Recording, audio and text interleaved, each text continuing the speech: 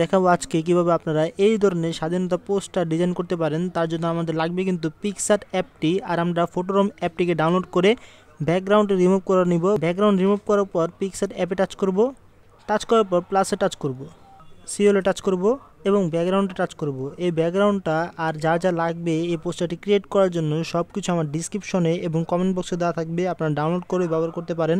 ডানে স্ক্রল করে চলে যাব, অ্যাড ফটো, এখানে টাচ করব। আমাদের যে ব্যাকগ্রাউন্ড রিমুভ করা ফটোটি আছে সেটা সিলেক্ট করে নিব, অ্যাডে টাচ করব, বড় করে দিব, টিকে টাচ করে দিব। তারপর আবার অ্যাড ফটো, এখানে টাচ করব। ব্ল্যাক স্ক্রিনটা আমরা নিয়ে নিব, পিএনজিটা, অ্যাডে টাচ করব, বড় করে দিব, টিকে টাচ করব আবার। তারপর স্ক্রল করে চলে গিয়ে আবার অ্যাডে টাচ করব সেমভাবে। স্বাধীন যে ব্যাকগ্রাউন্ড রিমুভ করা টেক্সটটা আছে যেটা আমরা ডাউনলোড করব সেটা এখানে টাচ করে সিলেক্ট করে অ্যাডে টাচ করে দিব এবং বড় করে দিব। তাহলে কিন্তু দেখতে পারবেন ভিউয়ার্স, আমাদের যে পোস্টারটা আছে সেটা কিন্তু ক্রিয়েট করা হয়ে গিয়েছে।